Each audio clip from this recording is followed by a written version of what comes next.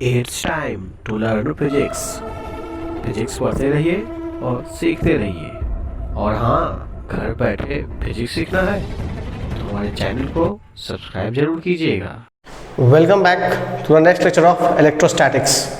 In previous lecture we have discussed about the electric dipole. ठीक है, उसमें देखे थे क्या कि इलेक्ट्रिक डाइपोल के कारण इलेक्ट्रिक फील्ड निकाले थे हम लोग कौन से पॉइंट पर, एक्सियल लाइन पर। ठीक है, इस नेक्स्ट लेक्चर में हम लोग देखेंगे कि इलेक्ट्रिक डाइपोल के कारण इलेक्ट्रिक फील्ड इक्वेटोरियल लाइन पर कितना होता है। ठीक है, समझिएगा ये टॉपिक जो है हम पहले ही बता चुके हैं आपको कि बोर्ड एग्जाम के लिए काफ़ी इंपॉर्टेंस रखता है, क्योंकि इसमें हमें क्या मिलता है, इसका डेरिवेशन हमें पूछा जाता है एग्जाम में। ठीक है, तो अभी हम लोग ध्यान देंगे क्या, इक्वेटोरियल लाइन। ठीक है, तो जैसा कि आप लोगों को पिछले क्वेश्चन बताए थे हम कि डाइपोल के कारण एक माइनस क्यू है और प्लस क्यू चार्ज रखा हुआ है और किसी 2D डिस्टेंस पे रखा हुआ था, तो इस स्ट्रक्चर को क्या बोलते हैं हम लोग, डाइपोल बोलते हैं। ठीक है, इसमें हम आपको दो पोजिशन बताए थे, कौन सा, एक था हमारे पास कैसा पोजीशन, एक्सियल पोजीशन, एंड दूसरा क्या था, इक्वेटोरियल पोजीशन। ठीक है, तो एक्सियल पोजीशन का तो हम लोग पिछले लेक्चर में देख चुके थे, इस बार हमें क्या देखना है, इक्वेटोरियल पॉइंट पर। ठीक है, ध्यान देंगे हम लोग इक्वेटोरियल पॉइंट पर इलेक्ट्रिक फील्ड क्या होता है। ठीक है, ध्यान से समझिएगा, कोई भी डेरिवेशन डाइपोल का जो है वो आपको रटना नहीं है, सिर्फ क्या है समझना है। क्या था कि हम लोगों ने पिछले व्यक्ति में बताया था आपको कि कभी भी मल्टीपल चार्ज के कारण इलेक्ट्रिक फील्ड निकालना हो तो सिर्फ एक तरीका हमें पता होना चाहिए, वो क्या था कि सभी चार्ज के कारण इंडिविजुअली हमें क्या फाइंड करना है, electric field. Individually electric field को फाइंड कीजिए और फिर क्या करना है, उसको वेक्टर रूल को फॉलो करते हुए उसको ऐड या फिर सब्ट्रैक्ट जो भी करना है उसको हम करेंगे अकॉर्डिंग टू एंगल के अनुसार से, डायरेक्शन के अनुसार से करेंगे हम। ठीक है, तो यहाँ पर भी सेम चीज हमें क्या फाइंड करना है, सिर्फ दोनों चार्ज के कारण इंडिविजुअली इलेक्ट्रिक फील्ड कितना होता है, बस इतना समझ जाएंगे, बाकी डेरिवेशन नॉर्मली मैथमेटिक्स पे ही चलेगा। ठीक है, देखिए ध्यान से, हमारे पास एक डाइपोल है plus Q charge and minus Q charge, dipole है। ठीक है, कितना डिस्टेंस पर रखा हुआ है ये, मान लीजिए हमारा 2D डिस्टेंस पर ये डाइपोल रखा हुआ है। हमें क्या फाइंड करना है, इक्वेटोरियल पॉइंट पर इलेक्ट्रिक फील्ड जो कि कितने डिस्टेंस पर रखा हुआ है, r डिस्टेंस पर रखा हुआ है। ठीक है, तो ध्यान दीजिए, अब हमें क्या करना है कि हमें r डिस्टेंस फाइंड करना है इक्वेटोरियल लाइन पर। ध्यान दीजिए, तो इक्वेटोरियल लाइन का ध्यान देना है तो हमें क्या पता करना पड़ेगा, सबसे पहले इसका एक्सिस, सेंटर कहाँ हमारे पास है, जस्ट ये सेंटर हो जाएगा इसका। इक्वेटोरियल लाइन क्या सेंटर से जस्ट परपेंडिकुलर होता है, तो क्या ये हो गया हमारा, ये हो गया हमारा इक्वेटोरियल लाइन। ठीक है, अब इस इक्वेटोरियल लाइन पर कितना डिस्टेंस पर रखा हुआ है, r डिस्टेंस पर। और हम आपको बताए थे कि डाइपोल में जब भी डिस्टेंस मेजर करना है तो कहाँ से करते हैं, हमेशा सेंटर ऑफ डाइपोल। तो इसका सेंटर कहाँ है, ये, यानी यहाँ से हमारे पास क्वेश्चन में क्या दिया हुआ है कि एक r डिस्टेंस पर एक पॉइंट है, जिस पॉइंट पे आपको फाइंड करना है क्या, इलेक्ट्रिक फील्ड फाइंड करना है। बात समझ में आ रही है, कोई आपत्ति, यानी ये हमारा r डिस्टेंस। ठीक है, इसको हम लोग, चलिए ध्यान दीजिए, अगर ये हमारा सेंटर है, अगर 2D है तो ये डिस्टेंस क्या होगा, d, और ये भी क्या होगा, d। चलिए इतना समझ में आ रहा है। अब हमें क्या फाइंड करना है, इलेक्ट्रिक फील्ड। तो गौर कीजिए, इस पॉइंट पे अगर हमें इलेक्ट्रिक फील्ड फाइंड करना है तो इस पॉइंट पर इलेक्ट्रिक फील्ड प्रोड्यूस कौन करेगा, तो सिंपल बात है, कौन सा प्रोड्यूस करेगा, जो चार्ज मौजूद है, और वो चार्ज कौन सा है, प्लस क्यू और माइनस क्यू। तो अगर प्लस क्यू और माइनस क्यू है तो क्या दोनों इलेक्ट्रिक फील्ड पॉइंट प्रोड्यूस करेगा, तो दोनों का इलेक्ट्रिक फील्ड प्रोड्यूस करेगा। तो हम चेक करेंगे कि आखिर दोनों इलेक्ट्रिक फील्ड का डायरेक्शन क्या होगा, क्योंकि हमें पता है इलेक्ट्रिक फील्ड कैसा क्वांटिटी है, वो वेक्टर क्वांटिटी है, और अगर वेक्टर क्वांटिटी है तो इसको वेक्टर के तरीके से ऐड करना पड़ेगा और सब्ट्रैक्ट करना पड़ेगा। तो इसके लिए हमें क्या चाहिए, उसका डायरेक्शन चाहिए और उसका मैग्नीट्यूड चाहिए। तो सबसे पहले चेक करते हैं इसका डायरेक्शन क्या होगा। तो गौर कीजिए, इस पॉइंट पर आप प्लस क्यू पे चार्ज करें। ठीक है, तो गौर कीजिए, अगर हम इस चार्ज के कारण इस पॉइंट पर इलेक्ट्रिक फील्ड निकालना है तो इलेक्ट्रिक फील्ड का फॉर्मूला आपको पता है, E = kq upon r square. तो ध्यान दीजिए, इलेक्ट्रिक फील्ड निकालने के लिए हमें चार्ज चाहिए और डिस्टेंस चाहिए।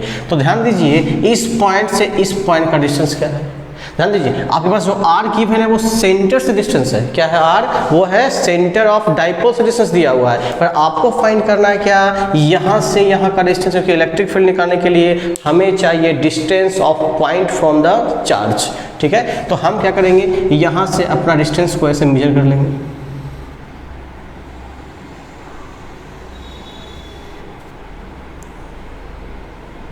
कोई दिक्कत? इसको क्या मान लिए हम लोग? x मान लिए अपने मन से। क्या मान लिए? x मान लिए। सिमिलरली क्या यहाँ से भी हमें डिस्टेंस फाइंड करना पड़ेगा? करना पड़ेगा। तो ध्यान दीजिए, हम लोग यहाँ भी क्या कर लिए? ड्रॉ कर लिए हैं। ठीक है, इतना समझ में आ रहा है? ठीक है, अब ध्यान दीजिए, अब हमें क्या पता करना पड़ेगा? ये तो मैग्नीट्यूड निकल जाएगा इससे। अब क्या पता करना है? डायरेक्शन पता करना है। डायरेक्शन में ये प्लस चार्ज है तो इलेक्ट्रिक फील्ड प्लस चार्ज की ओर या प्लस चार्ज से दूर जाता है हमेशा, तो ये हमेशा इलेक्ट्रिक फील्ड प्लस से क्या होता है? अवे होता है। तो ध्यान दीजिए, क्या ये इलेक्ट्रिक फील्ड लाइन इसके अलोंग मूव करेगा?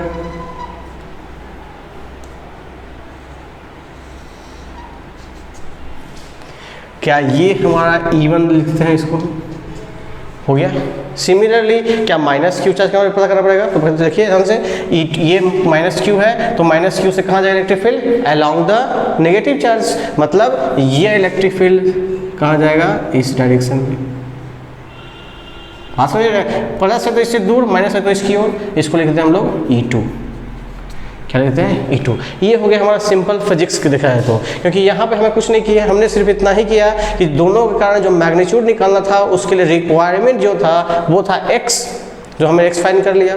अब इसको ऐड और सब्ट्रैक्ट करने के लिए हमें फाइंड करना था इसका डायरेक्शन। हमने क्या फाइंड किया? डायरेक्शन। बात समझ में आ रही है? अब हमें क्या करना है? यहाँ से हमें कैलकुलेशन करना है कि इलेक्ट्रिक फील्ड की वैल्यू होगी क्या। ठीक है, तो हम लोग क्या पहले फाइंड कर लेते हैं E1 और E2 का वैल्यू क्या होगा। ठीक है, तो गौर कीजिए, अगर हम यहाँ से E1 को फाइंड करने जाएं तो E1 is equal to formula क्या जाए? के क्यू अपॉन आर स्क्वायर। के का के, क्यू के लिए हमारे पास क्यू है एंड आर स्क्वायर। आर क्या है हमारे पास? क्या ये है?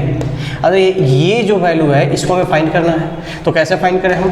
तो ध्यान दीजिए, एक्स स्क्वायर ले लेते हैं हम लोग। अब जब एक्स का वैल्यू गौर कीजिए तो क्या ये ट्रायंगल दिख रहा है आपको? इस ट्रायंगल में क्या ये 90 डिग्री है?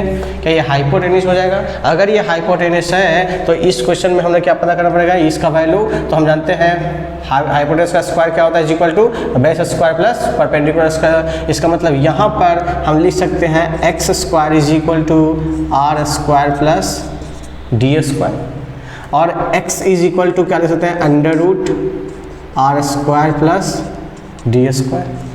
कोई डाउट नहीं ना? यानी यहाँ से हमारा फॉर्मूला आ गया क्या? के क्यू एक्स स्क्वायर। ध्यान दीजिए, एक्स स्क्वायर का वैल्यू डायरेक्ट हम यहाँ से पुट करते क्या? R square plus D square. ठीक है, अब ध्यान दीजिए, हमें फाइंड करना है E2। क्या फाइंड करना है? E2। ध्यान दीजिए, E2 की बात करें हम यहाँ पर तो यहाँ से फिर से फॉर्मूला क्या आ जाएगा? के क्यू अपॉन ये x है। ध्यान दीजिएगा, अगर ये सेंटर से डिस्टेंस है तो ये भी x ही होगा, तो यहाँ भी एक्स स्क्वायर, यानी के क्यू same r square plus D square. यानी कि देख रहे हैं क्या कि चाहे वैल्यू E1 का हो या फिर E2 का हो, दोनों का वैल्यू क्या आ रहा है? सेम। कितना? K Q upon are square plus T square and K Q upon are square plus D square, दोनों का वैल्यू आ गया। अब हमें क्या करना है? यहाँ पर इसको ऐड करना है। ठीक है, तो अब गौर कीजिए, एडिशन में E1 और E2 गौर कीजिएगा ध्यान से। तो वेक्टर का हमको वेक्टर रूल फॉलो करना है। तो गौर कीजिए, वेक्टर रूल में सिंपल सी बात याद रखिए कि अगर 0 डिग्री पे दो वेक्टर हो तो सिंपली ऐड कर देते हैं। अगर 90 डिग्री पे हो तो अंडर रूट ए स्क्वायर प्लस बी स्क्वायर करते हैं। अगर 180 पे हो तो ए माइनस बी करते हैं। इसको छोड़कर कोई भी दिया हुआ हो, इसको छोड़कर कोई भी दिया हो तो सबसे आसान तरीका क्या है? वेक्टर का रिजोल्यूशन। यानी अगर दो वेक्टर 0, 90, 180 छोड़ कोई दिया हुआ हो तो सिंपली यूज करेंगे हम लोग क्या? रिजोल्यूशन का यूज करेंगे। यानी इस वेक्टर क्या करेंगे हम लोग? रिजॉल्व करने की कोशिश करेंगे। तो गौर कीजिए, इस E1 और E2 को रिजॉल्व करने जाएंगे हम लोग, तो रिजोल्यूशन में दो परपेंडिकुलर कंपोनेंट में करते हैं। तो ध्यान दीजिए, अगर हम इस E1 को रिजोल्यूशन करेंगे तो क्या आएगा हमारे पास? तो ये आएगा, एक कंपोनेंट ये जाएगा और दूसरा कंपोनेंट हमारा ये आएगा ना। अगर हम E2 को करने जाएं तो E2 की बात में देखें हैं तो E2 का भी क्या, एक कंपोनेंट कहाँ जाएगा? क्या इस डायरेक्शन में नीचे आएगा, और दूसरा कंपोनेंट क्या इस डायरेक्शन में आएगा। यानी E2 का दो कंपोनेंट, E1 का दो कंपोनेंट आ गया। अब कंपोनेंट आया तो कंपोनेंट का वैल्यू पता करना पड़ेगा हमको। तो रिजोल्यूशन में पढ़े हम लोग क्या? E1 cos theta, E1 sin theta. जहाँ एंगल सटा उधर cos, जहाँ हटा उधर sin। मतलब अब ये एंगल्स थीटा है कितना, हमें ये कैलकुलेट करना पड़ेगा यहाँ पर। तो गौर कीजिए ध्यान से, समझिए यहाँ पर कि मानते हैं कि हमारे पास जो वेक्टर जो है वो r वो थीटा डिग्री पर रखा हुआ था। ये जो पॉइंट r जो डिस्टेंस था वो कितना पर था, तो दोनों साइड में थीटा पर ही आएगा। अब गौर कीजिए, हमें थीटा फाइंड करना है तो हमें इस कंपोनेंट के बीच में थीटा फाइंड करना होगा, तभी तो रेजोल्यूशन करेंगे हम लोग साइन थीटा या कॉस थीटा के फॉर्म में। ध्यान दीजिए, अगर ये थीटा है, गौर कीजिए क्या ये दो लाइन और ये लाइन क्या पैरेलल आप लोग दिख रहा है? अगर ये दोनों लाइन पैरेलल हैं और ये थीटा है तो बताइए ये एंगल कितना होना चाहिए? तो ये पैरेलल हो जाएगा, ये ट्रांसवर्सल हो जाएगा। क्या ये थीटा तो क्या ये भी थीटा होगा? कोई आपत्ति किसी को? नहीं ना। यानी हमारे पास क्या मिल गया, एक थीटा हमें फाइंड हो गया कि E1 के साथ E2 के साथ क्या बन रहा है हमारे पास, थीटा बन रहा है। ठीक है, अब फाइंड करना हमें E1 के लिए फाइंड करना है। क्या बनना है? E1 के लिए। गौर कीजिए, इस E1 के लिए फाइंड करें तो क्या ये हमारा लाइन, इसको गौर कीजिए, और इसको क्या ये पैरेलल लाइन हमको दिख रहा है, दो दिख रहा है। क्या ये ट्रांसवर्सल है ट्रांसवर्सल? तो समझिए ये एक साइड थीटा इंटीरियर में और ये थीटा, इसको क्या करते हैं, एंगल बनाते हैं एक्सटीरियर में। क्या ये एंगल बराबर होंगे ना? यानी ये थीटा है तो क्या ये भी थीटा डिग्री ही होगा। इसका मतलब क्या हुआ, थीटा हमारे पास मिल गया। E1 के लिए थीटा और E2 के लिए भी क्या दिख रहा है हमको, थीटा। अगर मिल गया एंगल तो आसानी से क्या करेंगे हम लोग, रिजोल्यूशन। यानी हम लोग क्या करेंगे यहाँ पर, रिजोल्यूशन। तो गौर कीजिए, अगर रिजोल्यूशन करेंगे तो E1 अगर ये थीटा दिखा रहा है तो जहाँ एंगल सटा उधर कॉस, E1 कॉस थीटा, और ये हमारा क्या हो जाएगा, E1 साइन थीटा। ठीक है, अगर हम बात करें E2 की, किसकी बात करें, E2 का, तो ये थीटा है तो इसका मतलब यहाँ से E2 कॉस थीटा, जहाँ एंगल सटा उधर कॉस, जहाँ हटा उधर साइन, यानी E1 sine theta. Any doubt यहाँ तक? नहीं ना। देखिए ध्यान से, अब ये E1 साइन थीटा, ये भी E2 साइन थीटा आया। अब गौर कीजिए, हमारे पास दो रेजोल्यूशन करके आ गए हैं। E1 का रेजोल्यूशन किए तो E1 sine theta, E1 cos theta आया, और इसका किए तो E2 कॉस थीटा। अब गौर कीजिए ध्यान से, क्या ये दोनों वेक्टर जस्ट अपोजिट हैं? और अपोजिट मतलब कितना डिग्री, 180 डिग्री। और हम बताए हैं दो वेक्टर 180 डिग्री, सिंपल रूल क्या, a माइनस बी, इन दोनों को हम लोग सब्ट्रैक्ट कर सकते हैं। यानी ये वैल्यू दोनों सब्ट्रैक्ट हो सकता है। अब सब्ट्रैक्ट करने के बाद आएगा क्या, तो अगर वेक्टर दोनों सेम होंगे तो सब्ट्रैक्ट करने के बाद 0, अगर नहीं तो कुछ ना कुछ वैल्यू बचेगी। ठीक है, तो गौर कीजिए, E1 कोसाइन थीटा है तो दोनों में साइन थीटा है।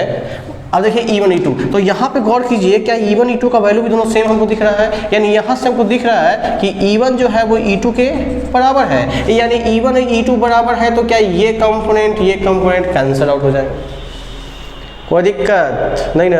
यानी दोनों कैंसिल हो गया है, यानी एक कंपोनेंट क्या देखें हम लोग कि दोनों कैंसिल हो गया, तो हमारे पास बचा कौन सा कंपोनेंट, सिर्फ ये बचा। यानी फाइनल इलेक्ट्रिक फील्ड की हम बात करें डाइपोल के कारण, तो हमारे पास बचता है E1 cos theta plus E2 cos theta.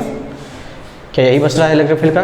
बस गौर कीजिए ध्यान से, अगर ये E1 cos theta E2 cos theta, यानी हमें इलेक्ट्रिक फील्ड फाइंड करना है तो बस दोनों को सिंपली ऐड कर देंगे। ऐड करने के बाद जो रिजल्ट आएगा वही हमारा electric field due to dipole आ जाएगा। तो गौर कीजिए, इस E1 E2 को मैं दोनों cos थीटा सेम दिख रहा है हमको, E1 और E2। ध्यान दीजिए, यहाँ पे दोनों क्या था, सेम डायरेक्शन में, तो क्या हो गया ऐड। दोनों क्या थे, अपोजिट डायरेक्शन में, तो क्या हो गया सब्ट्रैक्ट। वैल्यू से क्रॉस कैंसिल आउट हो गया। यानी हमारा यहाँ पे क्या दिख रहा है हम लोग कि दोनों परपेंडिकुलर कंपोनेंट कैंसिल आउट हो गए हैं, बचा क्या एक हॉरिजॉन्टल कंपोनेंट, और ये दोनों क्या हो रहा है, सिंपली ऐड हो जा रहे हैं। और यही ऐड होने के बाद जो रिजल्ट आएगा वही हमारा नेट इलेक्ट्रिक फील्ड होगा। ठीक है, तो गौर कीजिए, यहाँ से E1 और E2 वैल्यू तो सेम ही है, यानी E1 और E2 को वैल्यू दोनों सेम है, तो यहाँ पे क्या E1 cos theta plus E1 cos theta ही लिख सकते हैं। तो क्यों नहीं, जब दोनों वैल्यू सेम है तो E2 को E1 या E1 को E2 लिखे, कोई दिक्कत नहीं है। तो ध्यान दीजिए, यहाँ से हमारे पास आ गया 2E1 cos थीटा, यानी EP का वैल्यू आ गया हमारे पास 2E1 cos थीटा। ध्यान दीजिए, अगर ये 2E1 cos थीटा यहाँ से आ रहा है तो गौर कीजिए ध्यान से है कि हमारे पास E1 का वैल्यू पता है, क्या है, KQ upon R square plus D square, यानी KQ R square plus D square. कोई दिक्कत यहाँ तक? नहीं ना। अब गौर कीजिए हमारे पास क्या है, थीटा, क्या है, थीटा, वो कौन सा थीटा, कॉस थीटा। अब हमें इलेक्ट्रिक फील्ड क्या फाइंड करना था, एट डिस्टेंस r पर फाइंड करना था। पर गौर कीजिए इस क्वेश्चन में एक और हमें क्या दिख रहा है, थीटा, यानी इस क्वेश्चन में हमें क्या करना है, थीटा को भी इस ढंग से रिप्लेस कर दें कि r के फॉर्म में ही आ जाए। तो गौर कीजिए अगर हम कॉस थीटा का वैल्यू पुट करें b अपॉन h, तो यहाँ पर थीटा रिप्लेस होकर r और d के फॉर्म में आ सकता है। तो गौर कीजिए कॉस थीटा अगर है तो इस कॉस थीटा के लिए ध्यान दीजिए, अगर ये थीटा हम लेकर चल रहे हैं इसको, तो इसका कॉस थीटा का क्या होगा, तो cos theta is equal to क्या होता है हमारे पास, b अपॉन h। गौर कीजिए तो यहाँ पर b कौन सा हो जाएगा, क्या b d के बराबर हो जाएगा, d। हाइपोटेनस आपसे कौन सा है, क्या ये हाइपोटेनस है x, क्या x का वैल्यू आपको r square plus T square का अंडर रूट दिख रहा है, r square plus T square का अंडर रूट। इसको और लिख सकते हैं क्या, d upon are square plus D square का एक्सपोनेंट 1/2, अंडर रूट हो जाके हम लोग 1/2 कर दिए, ठीक है। तो यहाँ से अब जो वैल्यू हमारे पास आ गई वो आ गई कॉस थीटा को हटाते हुए d upon are square plus D square 1/2। कोई डाउट नहीं ना। अब हमें क्या फाइंड करना है, अब इसको हम लोग सॉल्व करेंगे, किसको करेंगे, सॉल्व करेंगे। तो गौर कीजिए अगर इस इक्वेशन को यहाँ लेकर आते हैं हम लोग, तो हमारे पास इक्वेशन क्या आया था, E P is equal to हमारे पास पहुँचा है यहाँ पर 2k को ऐसे करते हैं q इंटू 2d, देखिए q 2 इंटू d आ गया। अब नीचे क्या है मेरे पास, तो गौर कीजिए ये r square plus D square, ये भी r square plus D square, तो एक्सपोनेंट अगर इसका दोनों मल्टीप्लाई में हो रहा है तो क्या दोनों एक्सपोनेंट ऐड हो जाएंगे, अगर ये मल्टीप्लिकेशन फॉर्म है तो एक्सपोनेंट क्या हो जाएंगे, ऐड। तो 1 प्लस 1/2 कितना हो जाएगा हमारे पास, तो 1 प्लस 1/2 3/2, यानी यहाँ पे मेरे पास आ गया r square plus D square 3/2। Any doubt नहीं ना। अब देखिए क्या करते हैं हम लोग, q इंटू 2d, कुछ दिखा क्या, q इंटू 2d मतलब क्या होता है, तो अगर इस डाइपोल की बात करें तो डाइपोल के लिए p का फॉर्मूला क्या है मेरे पास, q इंटू 2d, यानी यहाँ पर q इंटू 2d को रिप्लेस कर लिख सकते हैं क्या, P दैट इज डाइपोल, यानी आ गया डाइपोल के कारण इलेक्ट्रिक फील्ड निकाले थे तो इसको फॉर्मूले में डाइपोल तो आ गया ना। अब बचा क्या, नीचे सोल्व करते हैं हम लोग, ध्यान दीजिए R square plus D square का पावर 3/2, यही हमारा आया electric field due to dipole, आ गया। पर गौर कीजिए यहाँ पर फिर से हम उस पुराने, अगर पिछले डेरिवेशन में देखे होंगे वहाँ पर, तो हम बताए होंगे वहाँ पर कि जो डिस्टेंस जो होता है डाइपोल के बीच का वो बहुत ग्रेटर होता है कि काफ़ी स्मॉल होता है, तो वो काफ़ी स्मॉल होता है। अगर वो काफ़ी स्मॉल होता है तो यहाँ पर d का वैल्यू क्या होगा, काफ़ी स्मॉल, पर ये r का वैल्यू क्या है, ग्रेटर। यानी अगर वैल्यू 1000 10,000 में 0.004 घटा दें तो कोई डिफरेंस नहीं आएगा। 10,000 रुपया है, उससे हम 4 रुपया छीन लिए, कोई बड़ा दिक्कत उसको नहीं होगा। बस सेम चीज़ वही है, यहाँ पर डी स्क्वायर, डी तो पहले से ही छोटा है, स्क्वायर कर दिए तो बेचारा और भी छोटा हो गया। तो अगर इसको ऐड या सब्ट्रैक्ट कर दे तो इसका कोई डिफरेंस नहीं पड़ेगा, यानी यहाँ पर d is very very smaller than r, then d square is और मोर स्मॉलर हो जाएगा, ठीक है। अगर ये काफ़ी स्मॉल हो जाएगा then d can be neglected, क्या कर सकते हैं हम लोग, नेगलेक्ट कर सकते हैं। तो यहाँ से E P is equal to हमारे पास पहुँचता है क्या, के पी अपॉन डी को रिप्लेस करेंगे तो in r square and exponent हमारे पास 3/2 है, देन 2 से 2 कैंसल्ड, यानी ई पी का वैल्यू आया के पी अपॉन आर क्यू। हाँ समझ में आ गया। यानी इस क्वेश्चन में जो पिछले क्वेश्चन हम लोग देखे थे ऑन एक्सियल लाइन, वहाँ पर आया था आपका डाइपोल का current 2kp upon are Q, और यहाँ पे आया kp अपॉन आर क्यू। तो अगर पिछले को याद करें तो ई एक्सियल के बारे में अगर हम लिखते हैं तो 2kp अपॉन आर क्यू, और अगर इस क्वेश्चन में इक्वेटोरियल के लिए फाइंड किए हम लोग तो हमारा आया इक्वेटोरियल पॉइंट के लिए के पी अपॉन आर क्यू, क्या आया, के पी अपॉन आर क्यू।